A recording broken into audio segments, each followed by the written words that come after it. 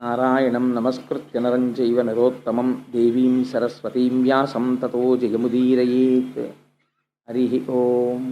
పరమేశ్వర స్వరూపమైన సభకి నమస్కారం. పరమోత్కృష్టమైనటువంటి రోజు భీష్మ ఏకాదశి. మాఘమాసంలో వచ్చేటటువంటి శుక్లపక్షంలో వచ్చేటటువంటి ఏకాదశి. ఈనాడు భీష్ముడు పరమాత్మలో సాయుధ్యం పొందినటువంటి రోజు. భాగవతంలో భీష్ముడు చేసినటువంటి స్థుతిని మాత్రమే వివరించారు పాండవులు. మొన్నటి రోజున మీకు కుంతీదేవి శ్రీకృష్ణ భగవాన్ నుండి ప్రార్థన చేసిన ఘట్టాన్ని వివరించాను. కుంతీదేవి ప్రార్థన తర్వాత ధర్మరాజు గారు బాధపడుతుంటే, కురుక్షేత్ర సంగ్రామంలో నేను ఎందరో రాజుల్ని తెగటార్చాను, దాని వలన నాకు కలిగినటువంటి పాపం ఏ విధంగా పోతుంది అని బాధపడుతున్నటువంటి సమయంలో ధర్మ సూక్ష్మాలు తెలుసుకోవడం కోసమని కురుక్షేత్రంలో అంపశయ్య మీద పడుకునున్నాడయా మహానుభావుడు భీష్ముడు. అక్కడికి వెడదాం పదా అని కృష్ణ భగవానుడు ధర్మరాజుని తీసుకుని వెళ్ళినప్పుడు ధర్మములను ఉపదేశం చేసి ఆయన అనంత బ్రహ్మమునందు కలిసిపోయినటువంటి సంఘటన మాత్రమే వివరించారు. అప్పుడు కృష్ణ భగవానుడిని ఆయన చేసిన స్తోత్రం. కానీ ఇవాళ భీష్మ ఏకాదశి పర్వదినాన్ని పురస్కరించుకుని నేను కించిత్తు స్వేచ్ఛ తీసుకుంటున్నాను. అందుచేత మహాభారతము, దేవీ భాగవతము, ఇతర గ్రంథాల్లో ఉండేటటువంటి భీష్ముని యొక్క చరిత్రని ఒక చోటికి క్రోడీకరించి దాన్ని ఒక్కసారి ఆవిష్కరించే ప్రయత్నం చేసి చిట్ట చివర భీష్మస్థుతిలోకి వచ్చేస్తాను. అప్పుడు భాగవతంలో ఉన్నటువంటి విషయాన్ని పూర్తి చేసినట్టు ఉంటుంది, ఇవాల్టి రోజున వినవలసినటువంటి విషయం ఏదో అది విన్నట్టు ఉంటుంది. ఏది వినడం చేత ఇవాళ మనం తరిస్తామో, ఏ మహాపురుషుడి యొక్క జీవితాన్ని మనం వినాలో అది వివరించే ప్రయత్నాన్ని చేస్తాను. భీష్ముడి జీవితం అంత తేలికైనటువంటి విషయం కాదు. ఆయన్ని అర్థం చేసుకోవడం ఎంత తేలిగ్గా కనపడుతుందో అంత కష్టమైన విషయం. ఎందుకంటే మధ్యలో మిమ్మల్ని నేను ఒక ప్రశ్న వేస్తాను, అప్పుడు మీరు ఆలోచన చేద్దురు కానీ అలా ఎందుకు జరిగింది అన్నది ఒకసారి మీరు ఆలోచన చేసే ప్రయత్నం చేద్దురు కానీ. ధర్మం అంటే ఎంత కష్టంగా ఉంటుందో, కాలం అంటే ఎలా ఉంటుందో మీరు గమనిద్దురు కానీ. భీష్ముడి జీవితంలో ఒకానొకప్పుడు బ్రహ్మగారు ఒక పెద్ద సభను ఒకదాన్ని తీర్చారు. అందులో ఋషులు, ప్రజాపతులు మొదలైనటువంటి వారందరూ ఇచ్చేశారు. ఇచ్చేసి ఆ సభ యందు కూర్చుని వారు చర్చ చేస్తున్నారు.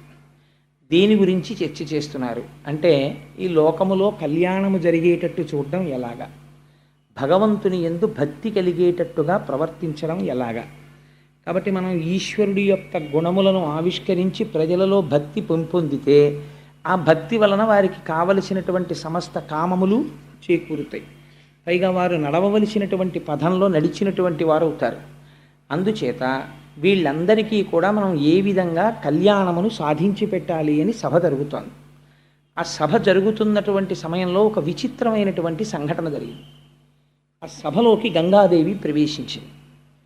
గంగమ్మ పరమ పవిత్రురాలు, హిమవంతుని యొక్క పెద్ద కూతురు గంగమ్మ. అందుకని ఆవిడ గంగాదేవి సభలో ప్రవేశించింది. సహజంగా ఆవిడ చాలా సౌందర్య రాశి, పార్వతీదేవికి తోబుట్టు కనుక విశేషమైనటువంటి అందగర్తె. ఆ తల్లి లోపల ప్రవేశించినటువంటి రీతిలో మహాసౌందర్య రాశి అయినటువంటి గంగ అక్కడ ఉండగా చతుర్ముఖ బ్రహ్మగారి సభలో వాయువు వీచింది. ఒక పెద్ద గాలి వచ్చి గంగాదేవి యొక్క పవిట తొలగింది. తొలగితే అయితే దీని వెనకాతల ఉండేటటువంటి ఆదిశక్తి, పరాశక్తి కారణమై ఉంటుంది. ఆవిడ ఏదో చాలా దూరం ఆలోచించి పనులు చేస్తుంది. అది అనుకోకుండా జరిగినటువంటి సంఘటనలు కావు, వాటి వెనక అమ్మవారి ప్రణాళిక ఏదో ఉంటుంది. ఆ గంగమ్మ పవిట తొలగితే బ్రహ్మగారి సభలో ఉన్నాం మనం, ఎంత గౌరవం పాటించారో చూడండి. ఉన్నటువంటి వాడు చతుర్ముఖ బ్రహ్మగారు సభలో ఉన్నారు, వారి ఆధ్యక్షంలో జరుగుతోంది. పైగా మనందరం ఆ సభకి విచ్చేసినటువంటి సదస్యులం. ఇలాంటి చోట మనం గౌరవంతో ప్రవర్తించాలని అందరూ తలలు వంచుకుని కూర్చున్నారు. కానీ అందులో కూర్చున్నటువంటి ఒక రాజర్షి మాత్రం తదేక దృష్టితో గంగమ్మ వంక చూస్తున్నాడు. ఆశ్చర్యకరంగా గంగమ్మ కూడా రాజర్షి వంక తదేక దృష్టితో చూస్తోంది. వారిద్దరి యందు కామము అతిశయించింది. మనం చతుర్ముఖ బ్రహ్మగారి సభలో ఉన్నామన్న విషయాన్ని మరిచిపోయారు. ఇది అంత తేలిగ్గా హాస్యాస్పదంగా జరిగే సందర్భం కాదు. దీని వెనకాతల ఏదో ఒక పెద్ద ప్రణాళికా నిర్మాణం జరిగింది అని మీరు అర్థం చేసుకోవాలి. ఈ సంకల్పములు మనకు అర్థమయ్యేవి కావు, కథ నడిస్తే మనకు అర్థం అవుతుంది. అప్పుడు బ్రహ్మగారికి ఆశ్చర్యం వేసింది. బ్రహ్మగారి సభలోకి వచ్చి గంగమ్మ ఇలా ప్రవర్తించడం ఏమిటి, రాజర్షి అలా ప్రవర్తించడం ఏమిటి, కాబట్టి మిమ్మల్ని శపిస్తున్నాను. ఇలా సమయాసమయములు లేకుండా కామప్రచోదనం కలిగి ప్రవర్తించావు కనుక నువ్వు మర్త్యలోకమైనటువంటి భూలోకమునందు జన్మించదవుగాక అని ఆ రాజర్షిని శపించారు. గంగమ్మని నీవు కూడా భూలోకమునందు ఆ రాజర్షికి భార్యవై కొంతకాలము చెరించదవుగాక అని, తదనంతరం శరీరం విడిచిపెట్టిన తర్వాత నువ్వు మళ్ళీ స్వర్గలోకానికి వస్తావు అని శాప విమోచనం చెప్పారు. ఆ కారణం చేత రాజర్షి నేను ఎవరి కడుపున జన్మించాలి అని చూస్తున్నాడు. చూస్తుండగా ఆయనకి భరతవర్షంలో ప్రతీపుడు అనబడేటటువంటి ఒక మహారాజు, గొప్ప చక్రవర్తి, ఆయన భరతవంశంలో జన్మించాడు. మహాధర్మమూర్తి, బిడ్డలు లేరు. ఆ ప్రతీపుణ్ణి చూసి ఆయనకి కుమారుడిగా జన్మించాలి అని నిర్ణయం తీసుకున్నాడు. ఆయనకి కుమారుడిగా జన్మిద్దామని నిర్ణయం తీసుకుని ఆయన మర్త్యలోకంలో ప్రవేశించేటటువంటి సమయంలో గంగమ్మ బ్రహ్మలోకం నుంచి దిగి కిందకు వస్తాను. అరే నేను ఎంత పొరపాటు పని చేశాను, నేనైనా ఆ సమయంలో కొంచెం పమిట సర్దుకుని సరిగ్గా ప్రవర్తించి ఉంటే పాపం ఆ రాజర్షికి అన్ని ఇబ్బందులు వచ్చి ఉండేవి కావు. నేను ఎంత పొరపాటుగా ప్రవర్తించాను, నేను చేసినటువంటి పొరపాటు పని సరిదిద్దుకోవాలంటే బ్రహ్మగారిచ్చినటువంటి శాపము వలన మత్స్యలోకములో జన్మించి ఆ రాజర్షి ఎవరిగా జన్మిస్తున్నాడో ఆయన భార్యగా కొంతకాలము ఉండాలి అనుకుంది ఆవిడ. ఈ సంకల్పము కలిగి వస్తున్నప్పుడు అష్టవసువులు ఆవిడికి రోదన చేస్తూ కనపడ్డారు, ఏడుస్తూ బాధపడుతూ కనపడ్డారు. ఆవిడ ఆశ్చర్యపోయింది. అష్టవసువుల్ని అడిగింది, మీరు ఎందుకు ఏడుస్తున్నారు, ఎందుకంత బాధగా ఉన్నారని అడిగింది. అయితే వాళ్ళు ఒక చిత్రమైనటువంటి విషయాన్ని ప్రతిపాదన చేశారు. మేము అష్టవసువులం భార్యలతో కలిసి ఆకాశ మార్గంలో వెళ్ళిపోతుంటే వశిష్ఠ మహర్షి ఆశ్రమం మీదుగా మేము ప్రయాణం చేస్తున్నాం. ప్రయాణం చేస్తున్నటువంటి సమయంలో మాకు వశిష్ఠ మహర్షి యొక్క ఆశ్రమం కనపడింది. అందులో ధేనువు ఉంది, కామధేనువు, నందిని. దానిని చూసి అందులో ద్యు అనబడేటటువంటి ఒక వసువుని ఆయన భార్య అడిగింది. అంత మెరిసిపోతోంది, ఏదో తెల్లటి పర్వతాకారంలో ఉంది, అంత ప్రకాశవంతంగా ఉంది, అంత తేజస్సుతో ఉంది, అది మామూలు అవే అని అడిగింది. అయితే ఆయన అన్నాడు, కాదు కాదు, దాన్ని కామధేను అంటారు, దాన్ని పాలు తాగితే ఎటువంటి కోరికైనా తీరుతుంది అన్నారు. అంటే ఆ ద్యు అనబడేటటువంటి వసువు యొక్క భార్య ఆవిడంది, నాకు ఒక స్నేహితురాలు ఉంది, ఆవిడ పేరు ఉసీనరా. ఆ ఉసీనరా అనబడేటటువంటి స్నేహితురాలు కొంచెం రోగగ్రస్త అయి వృద్ధాప్యాన్ని పొందింది. ఆవిడికి మళ్ళీ యవ్వనం వస్తే మాతో పాటు సంతోషంగా గడుపుతుంది. అందుకని మనం ఈ కామధేనువుని అపహరిద్దాం. ఎలాగో లేడు కదా వశిష్ఠుడు ఆశ్రమంలో, అపహరించి తీసుకుని వెళ్ళి ఈ కామధేనువు యొక్క పాలు ఉసీనరాకి పట్టిద్దామని. భార్య మాట కాదనలేక మిగిలినటువంటి వసువులతో కలిసి ద్యు ఆ కామధేనువుని అపహరించి తీసుకుని వెళ్ళిపోయాడు. వశిష్ఠ మహర్షి మరునాడు పూజ కోసమని, సాయంకాలం అగ్నికార్యం కోసమని దర్భలు మొదలైనవి సేకరించడానికని వెళ్ళారు. వారు తిరిగి వచ్చి ఆశ్రమంలో చూశారు, నందినీ ధేనువు కనపడలేదు. అంతటా వెతికి ఒక్కసారి తపోనిష్టలో కూర్చుని ఆచమనం చేసి దివ్య దృష్టితో చూశారు. అష్టవసువులు అపహరించడం తెలిసింది ఆయనకి. తెలిసి వెంటనే శపించారు. బ్రహ్మర్షి లేని సమయం చూసి నందినీ ధేనువుని అపహరించారు కనుక మీరు భూలోకమునందు జన్మించెదరుగాక అని.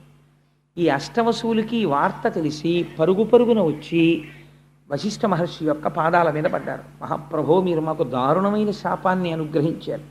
ఇప్పుడు మేము భూలోకంలో జన్మిస్తే చాలా ఇబ్బందులకి గురైపోతాం. మీరు మా యందు అనుగ్రహించి మాకు శాపానుగ్రహాన్ని తగ్గించేటటువంటి ప్రయత్నం చెయ్యండి అన్నారు. అంటే ఆయన అన్నారు, మీరు 80 వసువులు, 80గురులో 7 యందు పాపము యొక్క తీవ్రత తక్కువగా ఉన్నది. మీరు కేవలం ద్యువుకి సహకరించారు, కానీ అసలు అపహరించడానికి ప్రధానమైన కారణము ద్యువు. అందుచేత మీరు 7 పుట్టినటువంటి వెంటనే మరణిస్తారు. కాబట్టి నరుడిగా జన్మిస్తారు, కానీ జన్మించినటువంటి కొద్ది గంటలలో శరీరాన్ని వదిలిపెట్టేసి మళ్ళీ వసువులైపోతారు. కానీ ప్రధాన పాత్ర పోషించినటువంటి ద్యువు మాత్రం పరాక్రమవంతుడై కని విని ఎరగనటువంటి చరిత్ర సృష్టించి భూలోకమునందు కొంతకాలముండి తరువాత తిరిగి బ్రహ్మైక్యమును పొందుతాడు. అందుకని ద్యువు మాత్రం కొంతకాలము లోకమునందు ఉండవలసినదే అని ఆయన శాప విమోచనాన్ని కటాక్షిస్తే ఆ 80 ఇప్పుడు భూలోకంలో జన్మించాలి. అందుకని వాళ్ళు బాధపడుతూ వస్తున్నారు. గంగమ్మని చూసి అడిగారు, అమ్మా నువ్వెందుకు ఎడుతున్నావు భూలోకానికి అన్నారు. ఇదిగో జరిగినటువంటి ఆ విషయం ఇలా ఉంది. అందుచేత నేను ఆ రాజర్షి ఎక్కడ జన్మిస్తాడో అక్కడ ఆయనకి భార్యని కావాలని వెడుతున్నాను. అయితే అమ్మ మాకు ఒక ఉపకారం చేసి పెట్టు, నువ్వు ఎలాగో వెడుతున్నావు కనుక నీ కడుపున మేము ఎనమండుగురం పుడతాం. పుట్టినప్పుడు నువ్వు మమ్మల్ని జ్ఞాపకం పెట్టుకుని శాప విమోచనం కోసం భూలోకంలో ఏ తల్లి కూడా పుట్టినటువంటి బిడ్డల్ని కొద్ది గంటలలోనే తీసుకెళ్ళి చంపదు. ఏ తల్లి కొద్ది గంటలలో చంపదంటే నా ఉద్దేశం కొన్ని రోజులు పోయాక చంపుతుందని కాదు, ఎప్పటికీ అలా ప్రవర్తించదు. కన్న తల్లికి ఉండేటటువంటి మమకారం అటువంటిది. అందుకని మాకు శాప విమోచనం ఎలా కలుగుతుంది? అందుకని మేము నీకు బిడ్డలుగా జన్మిస్తాం. నువ్వు మాయందు అనుగ్రహించి పుట్టినటువంటి వెంటనే మమ్మల్ని మళ్ళీ తిరిగి మేము వసువుల యొక్క స్థానాన్ని అలంకరించడానికి వీలుగా ఆ శరీరం విడిచిపెట్టేటట్టుగా మమ్మల్ని కటాక్షించు అన్నారు. తప్పకుండా అలా చేస్తాను అంది. కాబట్టి వసువులు ఎదురు చూస్తున్నారు, గంగమ్మ ఎవరిని వివాహం చేసుకుంటుంది, ఆవిడ కడుపులోకి వద్దామని. ఇది జరిగితే గంగా తీరమునందు ప్రతీపుడనపడేటటువంటి భరతవంశంలో జన్మించిన చక్రవర్తి పుత్రార్థి అయి తపిస్తున్నాడే. ఆయనకి సామ్రాజ్యం ఉంది, సత్యం ఉంది, ధర్మం ఉంది, అన్నీ ఉన్నాయి, అన్ని భోగాలు ఉన్నాయి, కానీ సంతానం లేదు. ఈశ్వరానుగ్రహాన్ని అపేక్షించి ఆయన గంగా తీరంలో కూర్చుని తపస్సు చేసుకుంటున్నాడు. గంగమ్మ చూసింది. ఈ ప్రతీపుణ్ణి చూసి ఆయనే తాను ఇతపూర్వం బ్రహ్మసభలో చూసినటువంటి వ్యక్తి ఈయనే ఈ జన్మ తీసుకున్నాడు అనుకుని ఈయన్ని వివాహం చేసుకోవాలని ఆయన తపస్సులో కళ్ళు మూసుకొని ఇంద్రియాల్ని వెనక్కి తీసుకుని తపస్సు చేసుకుంటూ కూర్చున్నాడు. గంగమ్మ గబగబా గంగలోంచి లేచి బయటికి వచ్చి ఆయన కుడి తొడ మీద కూర్చుంది. ఎంత ఆశ్చర్యకరమైన విషయమో చూడండి. కూర్చుంటే ఆయనకి బాహ్య స్మృతి కలిగింది. తొడ మీద కూర్చున్న స్త్రీ ఎవరు అని చూశాడు. గొప్ప సౌందర్య రాశి. ఆయన అన్నాడు, అమ్మ నువ్వెవరు, ఎక్కడి నుంచి వచ్చావు, ఎందుకు ఇలా కూర్చున్నావు నా కుడి తొడ మీద అని అడిగాడు. అయితే ఆవిడంది, నన్ను గంగా అంటారు, నేను గంగా నదికి అధిష్టాన దేవతను, నేను నీకు భార్యని కావాలి అని వచ్చాను, అందుకని నీ ఒళ్ళో కూర్చున్నాను అని. ఆయన అన్నాడు, నీవు నా భార్యవి కావాలి అని అనుకున్నావు. క్షత్రియులు విశేషించి రాజులు దక్షిణ నాయకులు అంటారు. దక్షిణ నాయకులు అంటే ఒకరికన్నా ఎక్కువ మంది భార్యలు ఉంటారు. విజయనగర సామ్రాజ్య పతనం సమయానికి వచ్చేటప్పటికి రామరాయల వారికి ఎంత దక్షిణ నాయకుడు అంటే రామరాయల వారి పోలికలున్న బిడ్డలు చాలా ఊళ్ళలో ఉండేవారు. అంత దక్షిణ నాయకులై ఉంటారు. అలా దక్షిణ నాయకుడై ఉంటాడు కాబట్టి ఆయన ఒళ్ళో కూర్చుంది ఆవిడ. నేను ఏవి అనవసరపు విషయాలు చెప్పనండి, మీరు కావాలంటే విజయనగర పతనం అన్న పుస్తకం చదవండి, ఎంత ఆశ్చర్యకరంగా ఉంటుందో. తల్లికోట యుద్ధం అది రామరాయల వారిది. అందుచేత ఆవిడ వచ్చి కుడితోడ మీద కూర్చుంటే ఆయన అన్నాడు, నువ్వు నన్ను భర్తగా పొందాలని వచ్చావు, కానీ ఒక పొరపాటు చేశావు. స్థితాదక్షిణ ఊరుమ్మే సమాశ్లిష్య చ భామిని అపత్యానాం స్నుషానాంచ స్థానం విద్ధి శుచిస్మితే అన్నాడు. ఓ శుద్ధమైన నవ్వు కలదానా, గొప్ప సౌందర్య రాశి, నీకు నన్ను భర్తగా పొందాలని కోరిక ఉండడం తప్పు కాదు, కానీ నువ్వు వచ్చి ఎక్కడ కూర్చున్నావు, కుడితొడ మీద కూర్చున్నావు. కుడితొడ మీద కూర్చునేటటువంటి అధికారము ఒక్క కూతురుకి కోడలికి వాళ్ళిద్దరికీ ఉంది. కూతురు కోడలు తప్ప పురుషుడి యొక్క తొడ మీద భార్య కూర్చోకూడదు. ఎప్పుడైనా భార్య కూర్చోవలసి వస్తే భర్త తొడ మీద, ఎడమ తొడ మీద కూర్చోవాలి. అసలు అలా ఎందుకు కూర్చోబెట్టుకుంటారండి? అలా ఎప్పుడు ఎవరు కూర్చోరు కదా, ఏదో కుర్చీల్లో కూర్చుంటారు, కానీ అలా ఒళ్ళో కూర్చోవడం, తొడల మీద కూర్చోబెట్టుకోవడం ఈ ఎల్లరంతా ఎక్కడ ఉంటుందండి బాబు అని మీరు అనుకోవచ్చు. ఉంటుంది. ఎక్కడుందో తెలుసా అండి? ప్రయాగలో వేణీదానం చేసేటప్పుడు ఉంది. జీవితంలో ఒక్కసారి చేస్తారు వేణీదానం, ఇంకొకసారి చేస్తామంటే ఒప్పుకోరు. సువాసినులు ఎన్ని జన్మలకి మళ్ళీ ఐదవతనంతోనే ఉండి ఐదవతనంతో వెళ్ళిపోవాలనుకున్న వాళ్ళు భర్త యొక్క ఎడమ తొడ మీద కూర్చుని వేణీదానం చేస్తారు. చాలా గమ్మత్తుగా ఉంటుంది, చాలా సంతోషంగా సరదాగా ఉంటుంది అది చూడడానికి. సరే, అందుచేత మేము ప్రయాగ వెళ్ళినప్పుడు చాలామంది చేశారు, మీరు చేశారు కదమ్మా, అందుకని ఆ వేణీదానం చేసినప్పుడు చాలా సరదాగా సంతోషంగా ఉంటుంది ఆ క్రియ. చేత ఎడమ తొడ మీద కూర్చుంటారు భర్తకి భార్య. అందుకని నువ్వు వచ్చి నా కుడితోడ మీద కూర్చున్నావు కాబట్టి ఇప్పుడు నువ్వెవరు, నా కోడలితోనన్నా సమానం, కూతురితోనన్నా సమానం. నిన్ను నా కూతురితో సమానం అనడానికి వీల్లేదు. ఎందుచేత వీల్లేదంటే నువ్వు నన్ను భర్తగా పొందాలని అనుకున్నావు కాబట్టి నీకు ఆ భావన నా యందు ఉన్నప్పుడు నిన్ను నేను కూతురని అనకూడదు. కాబట్టి నాతో సమానుడైన వాడెవరు, నా కొడుకు. ఆత్మావై పుత్రనామాసి, నా తేజస్సు నా కుమారుని యందు ఉంటుంది. అందుకని నీవు నన్ను భర్తగా పొందాలనుకున్నావు కాబట్టి నా కుమారుడికి భార్య అవుతూ అని అప్పుడు నువ్వు కూర్చోవడం ధర్మబద్ధమైపోతుంది. నువ్వు నా కోడలు అవుదువుగానివి, నాకు కుమారుడు జన్మిస్తే ఆ కుమారుడికి నువ్వు భార్య వగుదువుగాక, నీకు వరం ఇస్తున్నాను అన్నాడు. ఇప్పుడు చూశాడు ఆ పైనుంచి వచ్చినటువంటి రాజర్షి చూసి, గోభిషుడు అని ఆయన, ఇప్పుడు నాకు అవకాశం దొరికింది గంగమ్మని భార్యగా పొందాలి కాబట్టి నేను ఈ ప్రతీప మహారాజు యొక్క కుమారుడిగా జన్మిస్తాను అని ఆయన తేజస్సులోకి ప్రవేశించి శంతన మహారాజన్న పేరుతో జన్మించాడు. ఈ శంతన మహారాజు పెరిగి పెద్దవాడై యవ్వనానికి వచ్చిన తర్వాత పట్టాభిషేకం చేసి ప్రతీపుడి పిలిచి ఒక మాట చెప్పాడు. నేను ఒకనకొకప్పుడు గంగా తీరంలో తపస్సు చేస్తుండగా నాకు ఒక స్త్రీ కనపడింది. ఆమె నా కుడితొడ మీద కూర్చుని నన్ను భర్తగా పొందాలని అడిగింది. నిన్ను నా కోడల్ని చేసుకుంటానని మాట ఇచ్చాను. అందుకని నీకు గంగా తీరంలో మెరుపు తీగ వంటి ఒక కన్య కనపడుతుంది. నువ్వు ఆ కన్యని భార్యగా స్వీకరించు అని ఆయన తపోభూములకు వెళ్ళిపోయాడు. ఒకనాడు శంతన మహారాజు గారికి వేట అంటే చాలా ఇష్టం. శంతన మహారాజు గారు వేటాడడానికి వెళ్ళాడు. వెళ్ళి తిరిగి వస్తూ విశ్రాంతి కోసమని గంగా తీరంలో కూర్చున్నాడు. అక్కడ కనపడింది గంగమ్మ. కనపడితే ఆయన తండ్రి గారు చెప్పినటువంటి స్త్రీ ఈమెయే అని నమ్మి ఆవిడ్ని వివాహం చేసుకోవడానికని ప్రయత్నించి ఆవిడతో మాట కలిపాడు. కలిపితే ఆవిడ వసువులకి మాట ఇచ్చి ఉన్నది, బిడ్డలు పుట్టినప్పుడు వెంటనే వాళ్ళు శరీరం వదిలిపెట్టేటట్టు చూస్తానని. ఇప్పుడు రేపు దానికి భర్త అడ్డుగా నిలబడితే వాళ్ళకి తాను ఇచ్చిన మాట నిలబెట్టుకోవడం కుదరదు. అందుకని ఆవిడంది, నేను నీకు భార్యనవుతాను, కానీ నాదొక షరతు అంది. ఏమి నీ షరతు అన్నాడు. యచ్చకుర్యామహంకార్యం శుభం వా యది వా శుభం, నేను ఏ పని చేసినా అది శుభం కావచ్చు అశుభం కావచ్చు, నేను ఏది మాట్లాడినా కూడా నవక్తవ్యం తథాప్రియం, నువ్వు దానికి ఎదురు చెప్పకూడదు. నేను ఏ పని చేసినా నువ్వు అంగీకరించాలి. నువ్వు ఏనాడు నాకు ఎదురు చెప్తావో ఆనాడు నేను నిన్ను విడిచిపెట్టి వెళ్ళిపోతాను. అలాగైతే నేను నిన్ను వివాహం చేసుకుంటాను. మనిషి జీవితం చాలా విచిత్రంగా ఉంటుందండి. వివాహం చేసుకునేటప్పుడు చాలా అందంగా ఉండడం అనేటటువంటిది చాలా ప్రధానమైన విషయమై కూర్చుంటుంది. కొన్నాళ్ళు పోయిన తర్వాత ఈ బాహ్యమైనటువంటి సౌందర్యం కన్నా అంతఃసౌందర్యమును మంచితనము ఇల్లాలిగా ఉండేటటువంటి లక్షణాలు ఉండడమే చాలా గొప్ప. ఏ కొరుక్కు తింటానా, నా బుర్రకాయ ఎందుకు వచ్చింది ఈ అందం అనిపిస్తుంది కొన్నాళ్ళు పోయాక. నేను ఈ మాట ఎందుకన్నానంటే మనకి ఈ కథలు అది నేర్పుతాయి. శంతన మహారాజు బాహ్య సౌందర్యాన్ని చూసి ప్రేమించాడు, వివాహం చేసుకున్నాడు. మొట్టమొదట కొడుకు కలిగాడు. కొడుకు పుట్టగానే ఇప్పుడు ఆయన యొక్క స్థితి మారింది, తండ్రి అయ్యాడు. కాబట్టి ఆయన ప్రేమ అంతా కొడుకు మీదకి వెళ్ళింది. బహు అందగాడు కొడుకు. అందున పెద్ద కొడుకు మొట్టమొదట పుట్టినవాడు. కొడుకులు లేక తన తండ్రి ఎంత బాధపడ్డాడో తెలుసు. కొడుకు పుట్టాడు. పుట్టగానే నిత్తుటితో ఉన్నటువంటి బిడ్డని రెండు చేతుల్లో పట్టుకుని గంగమ్మ వెళ్ళి గంగలో వదిలిపెట్టేసింది. అంటే ఆవిడ ఇచ్చినటువంటి మాట అటువంటిది. 7 వసువులకి ఆవిడ మళ్ళీ స్వస్థితిని కల్పించాలి, అందుకని నీటిలో విడిచిపెట్టేసింది. ఊరుకున్నాడు. ఎందుకనంటే వరం ఇచ్చాడు ఆవిడికి. యచ్చకుర్యామహంకార్యం శుభం వా యది వా శుభం, ఏది చేసినా అడ్డు పెట్టకూడదు, అందుకని ఊరుకున్నాడు. అలా ఒకసారి కాదు, 2 మాటలు కాదు, 3 మాటలు కాదు, 4 మాటలు కాదు, 7 సార్లు అయిపోయింది. 7 కొడుకుల్ని తీసుకెళ్ళి గంగలో కలిపేసింది. 8వ మాట మహాతేజోవంతమైనటువంటి కుమారుడు జన్మించాడు.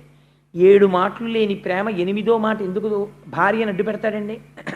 అంటే గంగమ్మ ఇచ్చినటువంటి వరం అక్కడతో పూర్తయిపోయింది. 8వ మాట మళ్ళీ ఆ బిడ్డని తీసుకుని వెళ్ళిపోతోంది గంగ వైపు. వెళ్ళిపోతుంటే ఆయన అన్నాడు, ఛీ రాక్షసి, ఎవరైనా మాతృత్వాన్ని కోరుకుంటారు, నువ్వేమిటి ఎంతమంది కొడుకులు పుట్టినా తీసుకెళ్ళి గంగలో పారేస్తుంటావు, ఇప్పుడు 8వ మాట చేస్తున్నావు ఈ పని, ఇంకా నేను సహించను, నువ్వు ఆ పని చెయ్యడానికి వీల్లేదు. గంగమ్మ నవ్వింది, నువ్వు నేను చేసిన పనికి ఎప్పుడు అడ్డు పెడతావో అప్పుడు నిన్ను విడిచిపెట్టి వెళ్ళిపోతానని నేను ముందే చెప్పాను. ఇవాళ నువ్వు అడ్డు పెట్టావు, అందుకని నేను వెళ్ళిపోతున్నాను. వెళ్ళిపో, నా కొడుకు నాకు ఇచ్చాను. ఆవిడంది అది కుదరదు. నీ కొడుకు కాదు, నాకు కూడా కొడుకే. వీడిని నేను తీసుకెళ్ళి, పిచ్చి మహారాజా నేనేదో చేయలేదు, 7 వసువులకి మళ్ళీ వాళ్ళ సహజ స్థితిని ఇచ్చాను, వీడు 8వ వాడు బతకాలి. వీడిని నేను తీసుకెళ్ళి వశిష్ఠ మహర్షి దగ్గర, పరశురాముడి దగ్గర అస్త్రవిద్యనంతటినీ నేర్పి అపారమైనటువంటి ధనుర్విద్యా ప్రావీణ్యం వచ్చిన తరువాత తెచ్చి నీకు కొడుకుగా అప్పచెప్తాను, అప్పటి వరకు నా దగ్గర ఉంచుకుంటానని ఆ కొడుకుని తీసుకెళ్ళి గంగమ్మ గంగలోకి వెళ్ళిపోయింది. వెళ్ళిపోయిన తర్వాత శంతన మహారాజు గారు ఒక్కడే ఉండేవాడు. రాజ్యం వెళ్తున్నాడు, వేటకెడుతున్నాడు, తిరుగుతున్నాడు, వస్తున్నాడు. అలా కొంతకాలం గడిచిపోయింది. అసలు గంగమ్మ చెప్పిన మాట మర్చిపోయాడు. ఒకానొకనాడు గంగా తీరంలో తిరుగుతున్నాడు. తిరుగుతుంటే మంచి యవ్వనంలో ఉన్నటువంటి వ్యక్తి అద్భుతంగా బాణప్రయోగం చేస్తున్నాడు. ఆ పిల్లవాడిని చూడగానే పితృప్రేమ పరవళ్ళు తొక్కింది. నా కొడుకు కూడా ఉంటే ఈ పాటికి ఇదే వయస్సులో ఉంటాడని, బాబు నువ్వెవరు ఏమిటి అని ఆరా తీశాడు. అప్పుడు గంగమ్మ వచ్చి ఈయన దేవవ్రతుడు అని పేరు ఇచ్చాను ఈయనకి. ఈయన గాంగేయుడు, గంగాస్తుడు కనుక గాంగేయుడు. ఈయన వశిష్ఠ మహర్షి దగ్గర పరశురాముడి దగ్గర ధనుర్విద్య ధర్మశాస్త్రం నేర్చుకున్నాడు. అన్ని విధాలుగా రాశీభూతమైనటువంటి రాజనీతిజ్ఞుడు, ధర్మము తెలుసున్నవాడు, పైగా విలువిద్య నేర్పరి. ఈ కొడుకుని నీకు అప్పజెప్తున్నాను అని ఆ కొడుకుని ఆయనకి అప్పజెప్పి ఆవిడ తిరిగి వెళ్ళిపోయింది. వెళ్ళిపోయిన తర్వాత ఆయన శంతనుడు వృద్ధాప్యంలోకి వచ్చేసాడు. అప్పటికి సంతోషంగా కొడుకు దొరికాడు, సభ చేశాడు, ఆ కొడుకుని పరిచయం చేశాడు, ఆనందంగా రోజులు గడిచిపోతున్నాయి. ఇక్కడే అనుకోని మలుపు ఒకటి తిరిగింది. ఒకానొకనాడు మళ్ళీ వేటకెళ్ళాడు. వేటకెడితే అక్కడ యోజన గంధి కనపడింది. అసలు ఆ సత్యవతి వృత్తాంతం అండి చాలా ఆశ్చర్యకరమైన వృత్తాంతం. అంటే నేను ఇప్పుడు దేవీ భాగవతం చెప్పట్లేదు కాబట్టి మళ్ళీ నేను ఆ సత్యవతి వృత్తాంతం అంతా చెప్పను. చెప్తే ఇప్పుడు నేను భాగవతం వదిలిపెట్టి దేవీ భాగవతంలోకి వెళ్ళిపోవడం అయిపోతుంది. అందుకని ఆ సత్యవతీదేవిని చూశాడు ఆవిడ యోజన గంధి. అంతకుముందు ఆవిడ దగ్గర చాపలకంపు వచ్చేది. పరాశర మహర్షి వరం ఇచ్చారు వ్యాస మహర్షి జన్మించినప్పుడు. ఆవిడ నించున్న చోటు నుంచి ఒక యోజనం దూరం కస్తూరి వాసన వస్తుంది. ఆవిడ పడవ మీద అందరినీ ఉచితంగా అటు ఇటు చేరుస్తూ ఉంటుంది గంగా తీరంలో. ఆ సత్యవతీదేవిని చూసి వివాహం చేసుకుంటానని అడిగాడు. ఆవిడంది, నేను స్వేచ్ఛా విహరిణిని కాను, నా తండ్రి దాశరాజు ఉన్నాడు, నువ్వు నా తండ్రిని అడుగు, నా తండ్రి సమ్మతిస్తే నన్ను చేపట్టు, నా తండ్రి అంగీకరించకపోతే అప్పుడు నువ్వు నన్ను రాక్షస వివాహంలో పాణిగ్రహణం చేసి తీసుకెడుదు గానివి, నా తండ్రి అనుమతి తీసుకోమని. అంటే శంతన మహారాజు గారు దాశరాజు దగ్గరికి వెళ్ళాడు. దాశరాజు వంగి వంగి నమస్కారాలు చేశాడు శంతనుడిని చూసి. అయ్యా మీకు నేను ఏం చెయ్యగలవాడను అన్నాడు. నీ కన్యకారత్నాన్ని నాకు ఇవ్వయ్యా అని అడిగాడు శంతనుడు. అడిగితే ఆయన ఎంత తెలివైనవాడో చూడండి. ఆయన అన్నాడు, దాశరాజు నా కూతురు సత్యవతిని నీకిచ్చి వివాహం చేస్తాను, కానీ రేపొద్దున్న నా కూతురు కడుపు పండి కొడుకు పుడితే ఆ కొడుక్కి రాజ్యం ఇస్తావా అని అడిగాడు. అడిగితే ఆయనకి దేవవ్రతుడు ఒక్కసారి మనస్సులో మెదిలాడు. పెద్ద కొడుకు ఉన్నాడు, మహానుభావుడు, ధర్మజ్ఞుడు, గొప్ప విలువిద్యా విశారదుడు. అటువంటి కొడుక్కి రాజ్యం ఇవ్వకుండా ఇంత వృద్ధాప్యంలో ఈ సత్యవతీదేవి కోసం అని చెప్పి తను ఎలా విడిచిపెట్టేసుకుంటాడు కొడుకుని? మాట ఇవ్వలేక వెనక్కి తిరిగి వెళ్ళిపోయాడు. కానీ ఈవిడ మీద మనస్సు ఉండిపోయింది. సరిగ్గా నిద్రపట్టట్లేదు, ఆహారం తీసుకోవట్లేదు, అస్థిమితంగా తిరుగుతున్నాడు. కుమారుడు వెళ్ళి అడిగాడు, నాన్నగారు ఏమైంది అని. చూచాయగా చెప్పాడు ఈ విషయాన్ని. మంత్రుల దగ్గర అడిగాడు మహానుభావుడు దేవవ్రతుడు. అడిగితే మీ నాన్నగారికి ఈ వయస్సులో వివాహం మీదుగా మనసు మళ్ళింది, సత్యవతిని వివాహం చేసుకోవాలనుకుంటున్నాడు, కానీ దాశరాజు ఈ నియమం పెట్టాడు అన్నారు. అంటే దేవవ్రతుడు దాశరాజు దగ్గరికి వెళ్ళి అయ్యా మీ కుమార్తె అయినటువంటి సత్యవతీదేవిని మా తండ్రి గారికి ఇచ్చి వివాహం చేయండి అని అడిగాడు. అడిగితే దాశరాజు అన్నాడు, తప్పకుండా చేస్తాను, నాకు అభ్యంతరం లేదు, కానీ నా కుమార్తెకి పుట్టేటటువంటి కొడుక్కి శంతన మహారాజు గారి రాజ్యం వస్తుందా అన్నాడు. అంటే దేవవ్రతుడు అన్నాడు, తప్పకుండా వస్తుంది, ఎందుకంటే నాకు కదా రావాలి రాజ్యం, నేను రాజ్యాన్ని పరిత్యాగం చేసేస్తున్నాను, నేను తీసుకోను రాజ్యం. మా నాన్నగారి యొక్క కోరిక తీరడం కోసం నీ కుమార్తెను ఆయనకిచ్చి వివాహం చెయ్యండి అన్నాడు.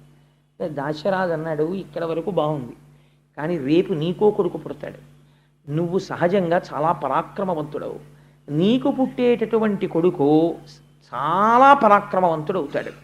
అంత పరాక్రమవంతుడైనటువంటి నీ కొడుకు సత్యవతీదేవికి పుట్టినటువంటి కొడుకు రాజ్యపాలన చేస్తే ఊరుకుంటాడా? వాడి కుత్తుక కత్తిరించి మళ్ళీ రాజ్యానికి వస్తాడు. అందుకని రేపొద్దున్న నీ కొడుకు దగ్గర నుంచి ప్రమాదం రాదని ఏమిటి హామీ అన్నాడు.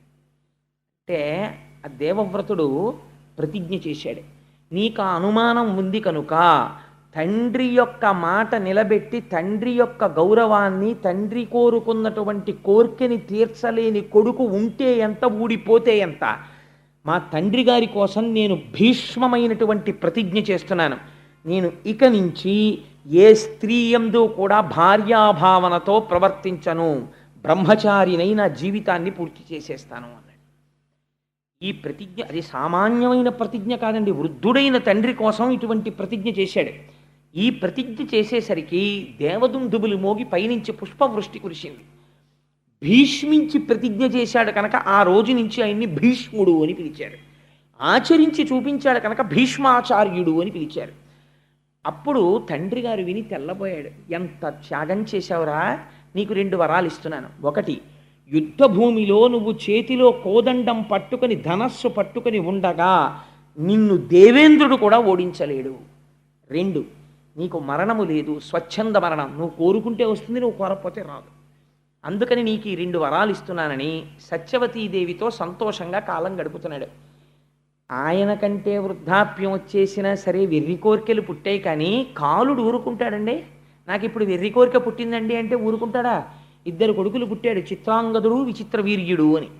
2 కొడుకులు పుట్టారు, సంతోషంతో కాలం గడుపుతున్నాడు. మృత్యు వచ్చింది, శంతన మహారాజు గారు మరణించాడు. సత్యవతీదేవికి వైధవ్యం వచ్చింది. ఓన్లీ 2 కొడుకులు ఉన్నారు కదా అని సంతోషించింది. ఈ 2 కొడుకుల్లో పెద్దవాడైన చిత్రాంగదుడు ఒకసారి అరణ్యానికి వేటకెళ్ళాడు. వేటకెడితే చిత్రాంగదుడు అన్న పేరున్న గంధర్వుడు కనబడ్డాడు. ఆయన కర్మ కొద్ది. నువ్వన్నా చిత్రాంగదుడు అన్న పేరుతో ఉండాలి, నేనన్నా చిత్రాంగదుడు అన్న పేరుతో ఉండాలి. నువ్వు ఆ పేరు వదులుతావా, నాతో యుద్ధం చేస్తావా? యుద్ధం చేస్తే మన ఇద్దరిలో ఎవరు బతికితే వాళ్ళు ఒక్కడే చిత్రాంగదుడు ఉంటాడు, లేదా పేరు మార్చుకో వెళ్ళిపో అన్నాడు. నేను పేరు మార్చుకోవడం ఏమిటి, మన ఇద్దరం యుద్ధం చేస్తాం, ఎవరు ఉంటే వాళ్ళే చిత్రాంగదుడు అన్నాడు. ఆ చిత్రాంగదుడు గంధర్వుడు యుద్ధం చేశారు. శంతన మహారాజు గారి యొక్క కుమారుడైన చిత్రాంగదుడు మరణించాడు యుద్ధంలో. ఇంకా విచిత్ర వీర్యుడు ఒక్కడే మిగిలాడు. ఎవరి కోసం ప్రతిజ్ఞ చేశాడు భీష్ముడు? ఏ శంతన మహారాజు గారి యొక్క సుఖం కోసం ప్రతిజ్ఞ చేశాడో ఆ శంతన మహారాజు వెళ్ళిపోయాడు. ఆ సత్యవతీదేవి వైధవ్యం పొందింది. పుట్టిన 2 కొడుకుల్లో పెద్దవాడు మరణించాడు. విచిత్ర వీర్యుడు ఎప్పుడూ కాలక్షేపం చేస్తూ భగవంతుని యొక్క స్మరణ లేకుండా సంతోషంగా కాలం గడిపేసేటటువంటి వాడు. ఇప్పుడు వంశము వర్ధిల్లాలి. అందుకని ఇప్పుడు ఆయనకి సరి అయినటువంటి భార్య దొరకాలి విచిత్ర వీర్యుడికి. ఈయన చూస్తే ఎప్పుడూ సుఖ సంతోషాలతో తేలియాడుతుంటాడు. ఈయనకి తగిన భార్యని తేవలసినటువంటి బాధ్యత భీష్ముడి మీద పడింది. చూడండి, ఆ వయస్సులో భీష్మాచార్యుడి చేసినటువంటి ప్రతిజ్ఞ వల్ల ఎన్ని కష్టాలు అనుభవించాడో చూడండి మహానుభావుడు. ఇంత కష్టపడి కాశీరాజుకి 3 కుమార్తెలు, అంబా, అంబిక, అంబాలిక అని కాశీరాజు స్వయంవరం ప్రకటించాడు. విచిత్ర వీర్యుడు వెళ్ళకపోతే భీష్మాచార్యుల వారు వెళ్ళారు స్వయంవరానికి. వెడితే అక్కడ వాళ్ళందరూ ఆయన్ని చూసి విచిత్రంగా మాట్లాడారు. బ్రహ్మచర్యంలో ఉంటానన్నాడు, ప్రతిజ్ఞ చేశాడు, ఏమిటో భీష్ముడు స్వయంవరానికి వచ్చాడన్నారు. అందరూ చూస్తుండగా నేను పౌరుషంతో రాజులను ఓడించి తీసుకెడుతున్నాను ఈ అంబిక, అంబాలికని. ఎవరైనా మీరు నన్ను ఎదుర్కొనే వాళ్ళు ఉంటే ఎదుర్కోవచ్చు అని 3 చేయి పట్టి రథం ఎక్కించి తీసుకెళ్ళిపోతున్నాడు. రాజులందరూ కలిసి భీష్ముడి మీదకి యుద్ధానికి వచ్చారు. అందరినీ తుత్తునియలు చేసి హస్తినాపురానికి తీసుకొచ్చాడు. తీసుకొచ్చి వివాహానికి కూర్చోబెడుతున్నాడు. అంబ భీష్ముడి దగ్గరికి వెళ్ళింది, మహానుభావ, నీకు తెలియనటువంటి ధర్మం లేదు, నీకు ఒక మాట చెప్తాను. నేను సాళ్వుడనబడేటటువంటి రాజుని ప్రేమించాను, ఆయన కూడా నన్ను ప్రేమించాడు, ఆయన నా యందు పత్నీభావమును పొందాడు.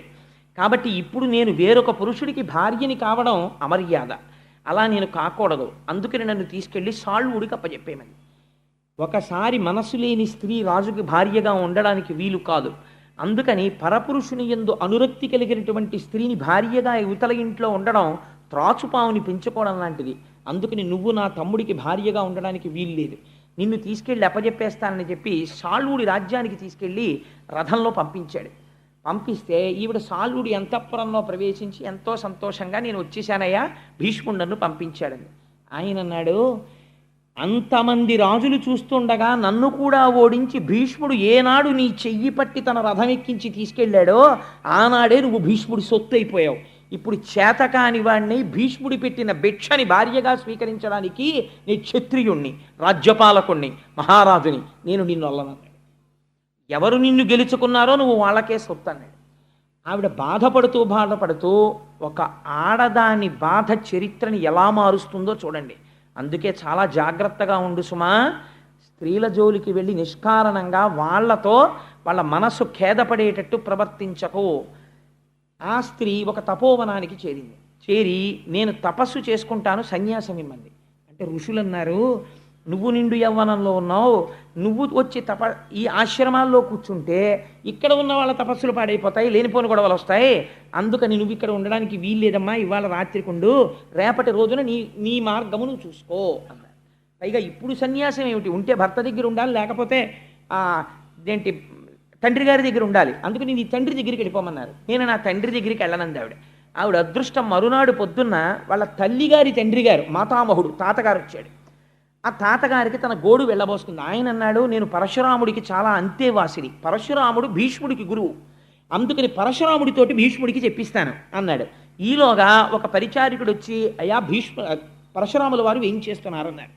పరశురాముడి దగ్గరికి వెళ్ళి అంబ తన గోడు చెప్పుకుంటే పరశురాముడు విని హృదయం కరిగిపోయి, రేపటి రోజున నేను నిన్ను తీసుకుని హస్తినాపురానికి వెడతాను, భీష్ముణ్ణి పిలిచి తను గెలుచుకున్నాడు కాబట్టి నిన్ను వివాహం చేసుకోమని చెప్తాను అని రథం ఎక్కించి హస్తినాపురానికి తీసుకెళ్ళాడు. హస్తినాపురం బయట విడిది చేసి కబురు చేశాడు భీష్ముడికి. ఆయన వచ్చినటువంటి వాడు గురువు కనుక ఒక ఆవుని తీసుకుని వచ్చాడు. ఆవుని దానం ఇచ్చి నమస్కారం చేసి, మహాప్రభో మీరు రావడమే అదృష్టం, రాజ్యంలోకి ప్రవేశించండి అన్నాడు. అంటే ఆయన అన్నాడు, నేను నీ రాజధానిలోకి రావడానికి రాలేదు, నువ్వు ఓడించి తెచ్చినటువంటి కాంత అంబని భార్యగా స్వీకరించన్నాడు. అంటే ఆయన అన్నాడు, ఒకవేళ పంచతన్మాత్రలు తమ తమ విధులను నిర్వర్తించడం మానివేస్తే మానివేయవచ్చు, కానీ నేను ఒకసారి చేసిన ప్రతిజ్ఞ నుంచి మాత్రం వెనకడుగు వేసే సమస్య లేదు, అందుకని నేను మాత్రం భార్యగా స్వీకరించనన్నాడు. అయితే ఎవరి కోసం తెచ్చావో ఆ తమ్ముణ్ణి చేసుకోమనన్నాడు. విచిత్ర వీర్యుణ్ణి అడిగారు. ఆయన అన్నాడు, వేరొకడి యందు మనసు పెట్టుకున్నానని వెళ్ళిపోయినటువంటిది తిరిగి వస్తే ఆవిడ్ని నేను పెళ్లి చేసుకున్నా, నాకు అక్కర్లేదన్నాడు. ఎంత పౌరుషం వచ్చిందో చూడండి విచిత్ర వీరుడికి. కాబట్టి ఇప్పుడు పరశురాముడికి ఆగ్రహం వచ్చింది, నువ్వు చేసుకుంటావా నాతో యుద్ధం చేస్తావా అన్నాడు. భీష్ముడు అన్నాడు, ప్రతిజ్ఞాపాలనం కోసం ప్రాణములు విడిచిపెట్టేస్తాను, మీరు కురుక్షేత్రానికి పదండి, అక్కడికి వస్తున్నాను యుద్ధానికి అన్నాడు. ఇద్దరు కురుక్షేత్రం చేరుకున్నారు. అక్కడ బ్రహ్మాండమైన యుద్ధం 22 రోజులు బ్రహ్మాండమైన యుద్ధం జరిగింది. తుత్తునీయల కింద కొట్టేసుకున్నారు ఒకళ్ళనొకళ్ళు. ఆఖరికి ఒక రోజు రాత్రి శిబిరంలో భీష్మాచార్యుల వారు పడుకుని ఉన్నారు. పరశురాముడిని నేను ఎలా నిగ్రహించగలను, రోజు ఆయనకి నమస్కారం పెట్టి యుద్ధం చేసేవారు గురువుగారు. యుద్ధం చేస్తుంటే అష్టవసువులు ఆయనకి సాక్షాత్కరించారు. భీష్మ, నువ్వు బెంగ పెట్టుకోకు, పరశురాముడికి కూడా తెలియనటువంటి అస్త్రం ఒకటి ఉంది, అది విశ్వకర్మ యొక్క మంత్రంతో ఉంది, అది నీకొక్కడికే తెలుసు, రేపటి రోజున అది ప్రయోగించు. ఆ అస్త్రం ప్రయోగిస్తే మరునాడు సూర్యోదయం వరకు పరశురాముడు నిద్రైపోతాడు. నిద్రపోయిన వాడు మరణించిన వాడితో సమానం యుద్ధభూమిలో. మరునాడు సూర్యోదయం వరకు మేల్కొనలేదు కాబట్టి పరశురాముడు మరణించినట్లే, కాబట్టి ఆ అస్త్రాన్ని ప్రయోగించు అన్నారు. తప్పకుండా ప్రయోగిస్తానని లేచి స్నానం చేసి ఆచమనం చేసి యుద్ధానికి వచ్చాడు. యుద్ధానికి వచ్చి పరశురాముడి మీద అస్త్రప్రయోగం చేద్దామని బాణాన్ని సంధించి మంత్రం చదువుతున్నాడు. మహర్షులందరూ దర్శనమిచ్చారు. నారదాదులు, ఎంత ఘోరమైన పాపం చేస్తున్నావు భీష్మ, నీ వంటి ధర్మజ్ఞుడు చెయ్యవలసిన పని కాదు, నువ్వు ఈ అస్త్రాన్ని ప్రయోగిస్తే నీ గురువు మరణించిన వాడితో సమానమైపోతాడు, గురువుని చంపినటువంటి పాపం వస్తుంది, అంతటి అపకారం అంతటి అవమానం గురువు పట్ల చెయ్యకూడదు, నువ్వు అలా వెయ్యకు అన్నారు. గురువుని అవమానించను అని ఆ అస్త్రాన్ని ఉపసంహారం చేసేసాడు. అదే సమయంలో జమదగ్ని మొదలైనటువంటి వాళ్ళు పరశురాముడి తండ్రి వాళ్ళు వచ్చారు. వచ్చి, నువ్వు కూడా బ్రాహ్మణుడవై నీ శిష్యుల మీద ఇంత బాణప్రయోగం చెయ్యకూడదు, ఆయన ధర్మానికి కట్టుబడ్డాడు, నువ్వు ఉపశాంతి వహించని పరశురాముడికి చెప్పారు. పరశురాముడు ఒక స్థితిలో భీష్ముడితో యుద్ధం చేస్తూ మోకాళ్ళ మీద దొల్లి రథంలోంచి కింద పడిపోయాడు. అందుకని పరశురాముడు ఓటమిని అంగీకరించాడు భీష్ముడి చేతిలో. నేను ఓడిపోయినట్టే లెక్క, అంబా ఇంక నిన్ను నేను రక్షించలేను, నువ్వు ఎక్కడ రక్షణ దొరుకుతుందనుకుంటే అక్కడికి వెళ్ళిపోవచ్చు అన్నాడు. నీకు ఎవరి వలన వివాహం అవుతుందనుకుంటే వారిని ఆశ్రయించు అన్నాడు. ఆవిడంది, నాకు ఒక విషయం అర్థమైంది, పరశురాముడు 21 మాటలు భూమండలాన్ని చుట్టూ తిరిగి క్షత్రియుడన్న వాడిని అందరినీ తెగటార్చాడు, అటువంటి పరశురాముడిని ఓడించేశాడు ఈ భీష్ముడు. కాబట్టి భీష్ముడిని ఓడించేవాడు లేడు కాబట్టి నా పెళ్ళవదు కాబట్టి నేను ఒక్క ప్రతీకారం తీర్చుకుంటాను, ఈ భీష్ముడిని చంపుతాను, ఇదే నా ప్రతిజ్ఞ ఇవాళ నుంచి, ఇంకా నాకు వివాహం అక్కర్లేదు, భీష్ముడు ఎలా చనిపోతాడో ఇదొక్కటే నా కోరిక అని ఆవిడ తపస్సు చేయడం మొదలెట్టి. ఒక చోట అంటారు, ఆవిడ ముందు సుబ్రహ్మణ్యేశ్వర స్వామి వారి గురించి తపస్సు చేసింది. స్కందుడు ప్రత్యక్షం అయ్యాడు. ఏమి నీ కోరిక అన్నాడు. భీష్ముడిని నిగ్రహించాలని. అది నేను చెప్పలేను, భీష్ముడికి వరం ఉంది, చేతిలో ధనస్సు ఉండగా ఎవరూ చంపలేరు, పైగా ధర్మజ్ఞుడు, అందుకని నీకు ఒక పుష్పమాలను ఇస్తాను, ఈ పుష్పమాల మెడలో వేసుకుని ఎవరు యుద్ధం చేస్తే వాళ్ళు భీష్ముడి మీద గెలుస్తారు అన్నారు. ఎందరో రాజులను అడిగింది మెడలో ఈ పుష్పమాల వేసుకుని భీష్ముడితో యుద్ధం చేయమని. మహాధర్మాత్ముడైన భీష్ముడిని ఎందుకు సంహరించాలి, ఎందుకు యుద్ధం చేయాలి, మేము వేసుకోం, మేము యుద్ధం చేయమన్నారు. ఈ మాల తీసుకెళ్ళి ద్రుపదరాజు గారి ఇంటి రాజద్వారం మీద వేసి మళ్ళీ తపస్సు చేసింది. ఈసారి రుద్రుడు ప్రత్యక్షమయ్యాడు. ఏం కావాలన్నాడు అంటే భీష్ముడిని సంహరించాలంది. నీకు ఈ జన్మలో ఆ కోరిక తీరదు, వచ్చే జన్మలో తీరుతుంది, కాబట్టి నీ శరీరం విడిచిపెట్టి వేరే జన్మ తీసుకోమన్నాడు. యోగాగ్నిలో శరీరం వదిలేసి మళ్ళీ పుట్టింది. మళ్ళీ పుట్టినప్పుడు ఆడదై పుట్టింది. మళ్ళీ ఆడదై పుడితే భీష్ముడు యుద్ధం చేయడు, అందుకని మగవాడిగా మారాలి. మళ్ళీ తపస్సు చేసింది, మళ్ళీ తపస్సు చేసి మగవాడిగా మారింది, అందుకని శిఖండి. అందుకే ఎంతకి వదిలిపెట్టకుండా ప్రాణం తీసేస్తున్నారు అనుకోండి, అంటాం వీడెక్కడ దొరికాడు రా, నాకు శిఖండిలో దొరికాడు అంటాం. ఆ శిఖండి వెనక అంత కథ ఉంది. ఆ శిఖండి ద్రుపదుడికి కుమారుడిగా జన్మించాడు. ఆ ద్రుపదుడికి ఇంట్లో జన్మించి పెరిగి పెద్దవాడవుతున్నాడు. పాండవ పక్షంలోకి చేరాడు. మహానుభావుడు భీష్ముడికి ఎంత అగ్ని పరీక్షలు వచ్చాయో తెలుసా అండి జీవితంలో. ఇంత కష్టపడి విచిత్రవీర్యుడికి అంబిక అంబాలికనిచ్చి వివాహం చేశాడు. ఇద్దరినీ వివాహం చేసిన తర్వాత విచిత్రవీర్యుడికి క్షయవ్యాధి వచ్చి చచ్చిపోయాడు. చచ్చిపోతే అంబిక అంబాలిక విధవలైపోయారు, వంశం ఆగిపోయింది. దాశరాజు ఏ సింహాసనం కోసమని సత్యవతీదేవికి పుట్టినటువంటి కొడుకులకి రాజ్యం ఇమ్మన్నాడో ఆ కొడుకులు ఇప్పుడు లేనే లేరు, మనవలు లేరు, ఆగిపోయింది.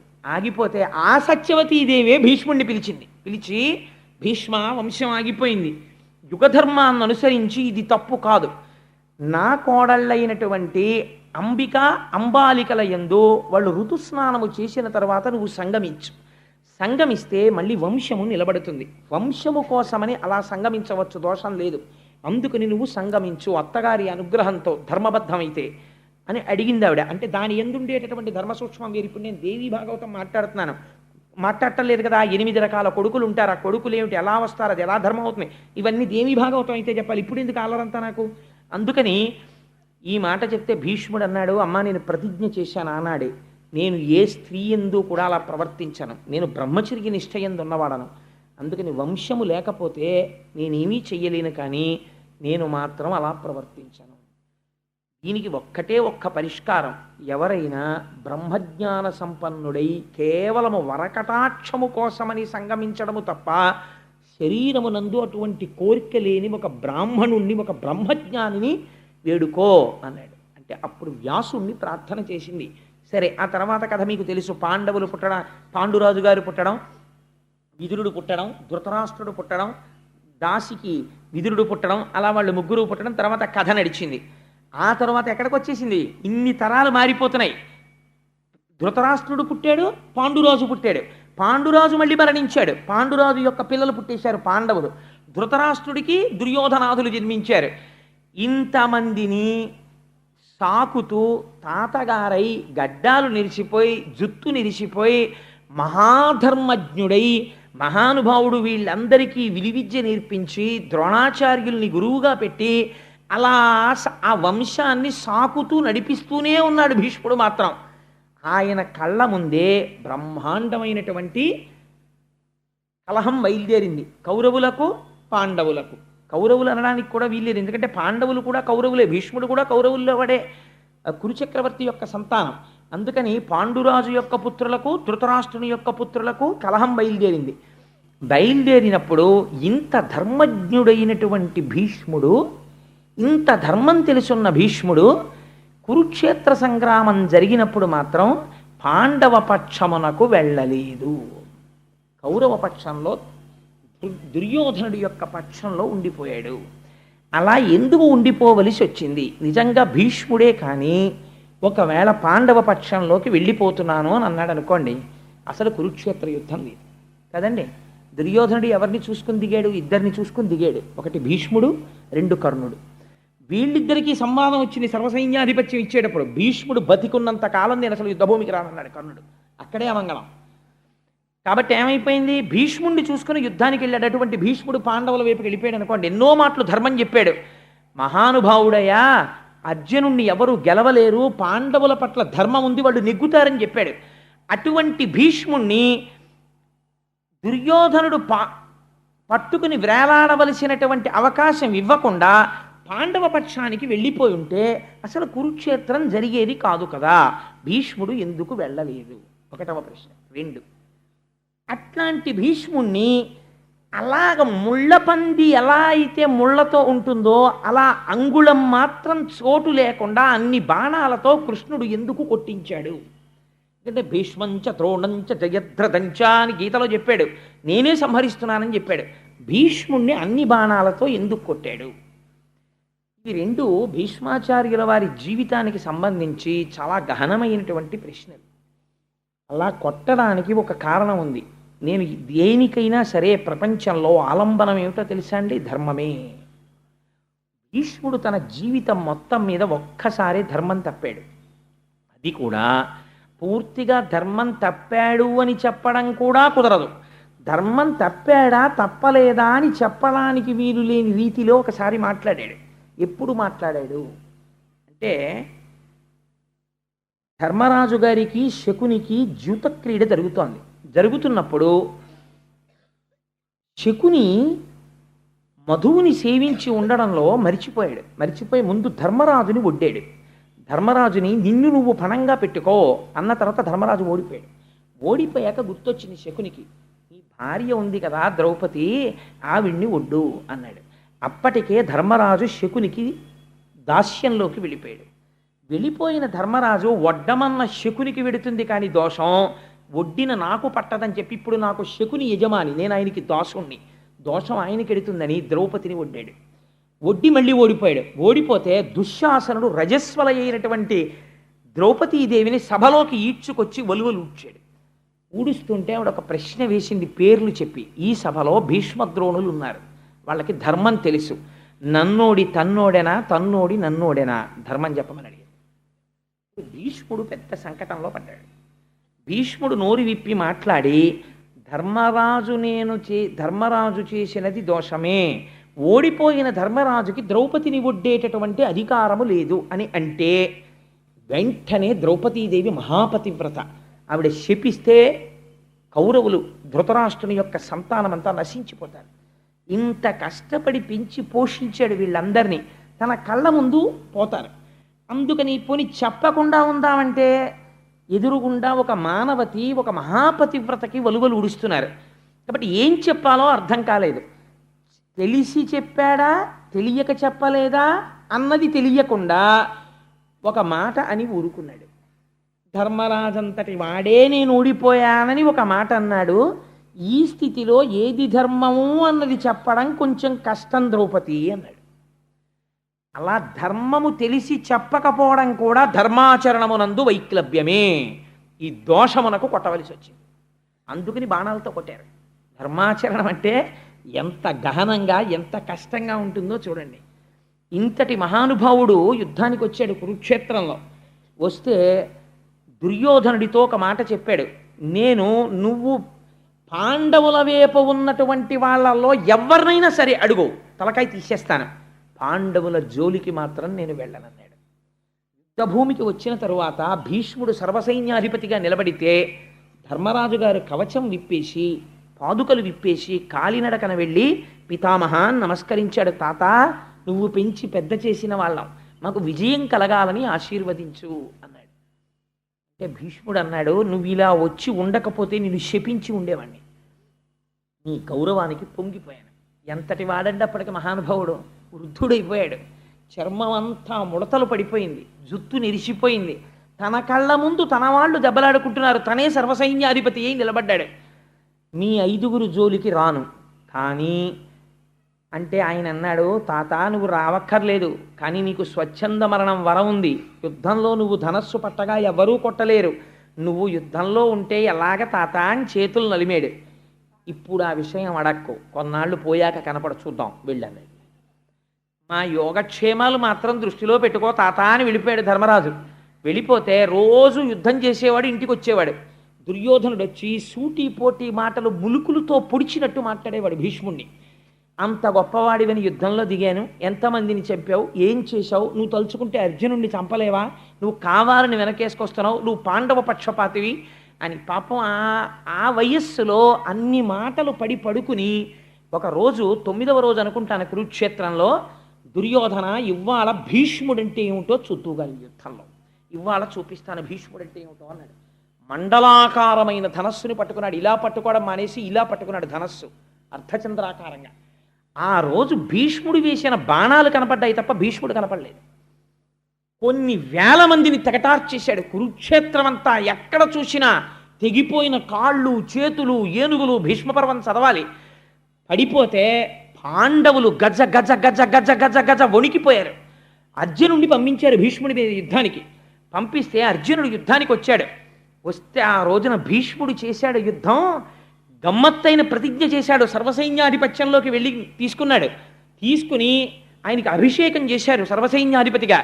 చేస్తే దూతలు వచ్చి చెప్పారు కృష్ణ పరమాత్మ ప్రతిజ్ఞ చేశారు అర్జునుడికి సారథ్యం చేస్తాట, చేత్తో ధనస్సు పట్టుకోట, ఏ విధమైనటువంటి అస్త్రశస్త్రములను పట్టను అని ప్రతిజ్ఞ చేశాడన్నాడు. భీష్ముడు అన్నాడు నేను ప్రతిజ్ఞ చేస్తున్నాను సర్వసైన్యాధికారిగా, కృష్ణుడి చేత అస్త్రం పట్టిస్తానన్నాడు. కృష్ణుడు పరమాత్మ అని భీష్ముడికి తెలుసు.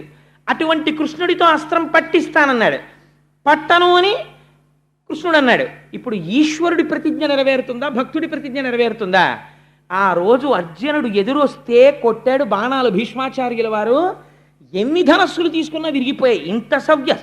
ఇంత సవ్యసాచి ఇంత కవ్వడి కొట్టిన బాణాలకి కృష్ణ పరమాత్మ కవచం పిట్లిపోయి మోదుగ చెట్టును కొట్టినట్టు కొట్టేశాడు కృష్ణుణ్ణి.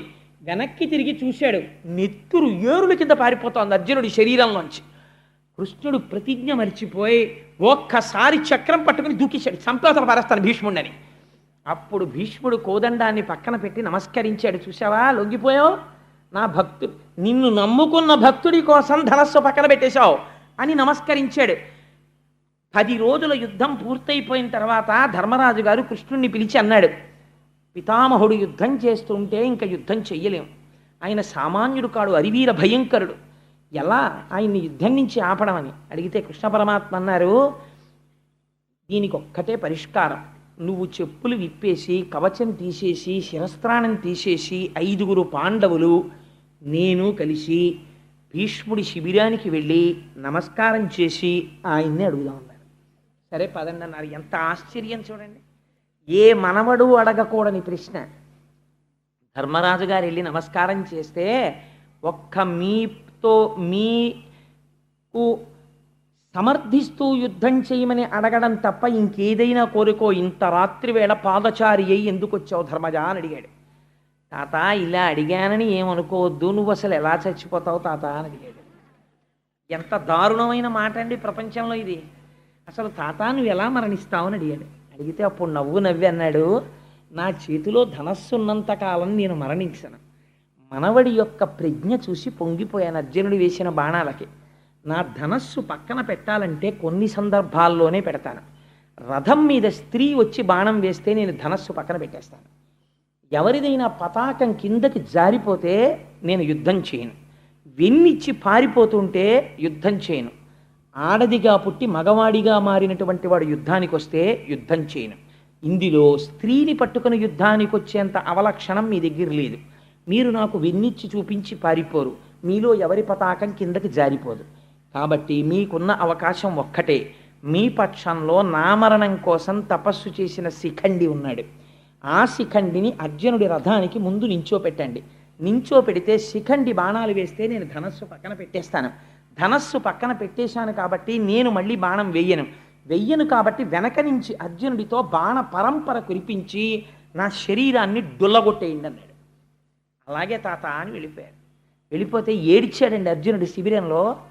మహానుభావుడు తండ్రి లేక మేము ఏడుస్తుంటే ఆ రోజుల్లో మాకు నాన్న అని ఎవరిని పిలవాలో తెలియక మా పట్ల అంత ప్రేమతో ఉన్న భీష్ముడి దగ్గరికి వెళ్ళి కౌరవులు మమ్మల్ని బాధ పెడుతుంటే నాన్న అని తెలియక మేము పిలిస్తే నేను నాన్నని కాను నాన్న తాతని అని ఆయన ఒడిలో కూర్చోపెట్టుకుని మాకు గోరు ముద్దలు తినిపించాడు.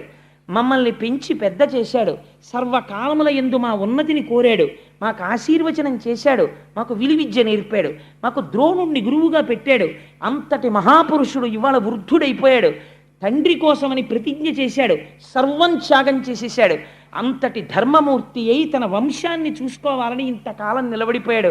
అటువంటి వాణ్ణి సవ్యసాచినై గాంధీవం పట్టుకుని శిఖండిని అడ్డు పెట్టుకుని ఆయన మీద బాణపరంపర కొడుతుంటే ఆయన ఒంట్లోంచి నెత్తురు కారిపోతుంటే నే కొట్టగలనా అన్నయ్య అని అడిగాడు. కొట్టక తప్పదురా, కొట్టవలసిందే ధర్మం కోసం, కొట్టు తప్పదన్నాడు కృష్ణుడు. యుద్ధానికి వచ్చారు. వచ్చిన తర్వాత శిఖండిని ఎదురుపెట్టి తీసుకొచ్చారు. తీసుకొస్తే ఆయన ధనస్సు పక్కన పెట్టేశాడు. పెట్టిన తర్వాత శిఖండి 100 బాణములు వేశాడు ఒకేసారి. ఎందుకంటే ఆయన ప్రతిజ్ఞ నెరవేరాలి. ఆయన యొక్క కవచం డుళ్ళిపోయి కింద పడిపోయింది విప్పుకుని. గుండెలు దొరికాయి. దొరకగానే అర్జునుడు ఆ రోజు కొట్టినటువంటి బాణ పరంపరకి బొట్టన వేలు ఇలా పెట్టి వేలి ముద్ర వేస్తాం చూడండి, అలా వేలి ముద్ర వెయ్యడానికి ఇలా బొట్టన వేలు పెట్టడానికి చోట్లేనన్ని బాణాలతో కొట్టాడు. కొడితే చుట్టూ బాణపంజరమే, మధ్యలో భీష్ముడు ఉన్నాడు. అన్ని వేపుల నుంచి నెత్తురు కారిపోతోంది. వీపు చూపించలేదు కాబట్టి ఒక్క తల వెనక తగలలేదు బాణాలు. ఒంటి నిండా బాణపంజరాలు కొట్టిన తర్వాత సూర్యుడు అస్తమిస్తున్నటువంటి సమయంలో రథం మించి డుళ్ళి కింద పడిపోయాడు. కింద పడిపోయినప్పుడు ఆయన శరీరం భూమికి తగలలేదు, బాణములతో పడిపోయి ఉండిపోయాడు. అప్పుడు పిలిచాడు. అందరూ పరుగు పరుగున వచ్చేశారు. యుద్ధం ఆపి భీష్ముడంతటి వాడు పడిపోయాడు. వాళ్ళని పడిపోతే అప్పుడు అడిగాడు, అయిపోయింది నా సమయం, స్వచ్ఛంద మరణాన్ని కోరాను. కానీ అప్పుడు గుసగుసలు వినపడ్డాయి. ఇంతటి భీష్ముడికి దక్షిణాయనంలో మరణమా? లేదు, నేను ఇంకా బ్రతికే ఉన్నాను. ఉత్తరాయణం వరకు నా శరీరం విడిచిపెట్టను. సూర్యుడు మకర రాశిలో ప్రవేశించి మాఘమాసం వచ్చిన తర్వాత రథసప్తమి నాడు రథం ఉత్తర దిక్కుకు తిరిగాక ఏకాదశి ఘడియల్లో నా ప్రాణం విడిచిపెడతాను అని అర్జునుణ్ణి పిలిచి, నా తల వ్రేలాడిపోతోందయ్యా వెనక్కి, మర్మస్థానములన్నీ కదిలిపోతున్నాయి, బాణములు కొట్టేయడం వల్ల నెత్తురు ఓడిపోతోంది, నాకు తలగడ అమర్చు అన్నాడు. దుర్యోధనాదులు వెంటనే తలగడలు పట్టుకొచ్చారు. ఈ తలగడలు కాదురా నాకు కావలసింది, యుద్ధభూమిలందు పడుకున్నటువంటి వాడికి బాణములతో కొట్టాలి తలగడ, అందుకని అర్జునుడు కొడతాడన్నారు. అర్జునుడు బాణములతో తలగడ ఏర్పాటు చేశాడు. చాలు నీలాంటి మనవడు పుట్టాడని ఆ బాణముల మీద తలగడ ఏర్పాటు చేసుకుని, నేను ఈ యుద్ధభూమినందే పడి ఉంటాను, నా చుట్టూ కందకం తవ్వండి, ఎవ్వరూ నా వైపుకి రాకుండానని కందకం తవ్వించుకుని ఆ భూమి మీద పడి ఉండిపోయాడు. ఉండిపోయిన తర్వాత కురుక్షేత్ర సంగ్రామం అయిపోయింది. అందరూ ఈ ధృతరాష్ట్రుడి పక్షం అంతా ఓడిపోయింది, పాండవ పక్షం గెలిచేసింది. అప్పటికి కూడా ఇంకా భీష్ముడు అంపశయ్య మీదే ఉన్నాడు.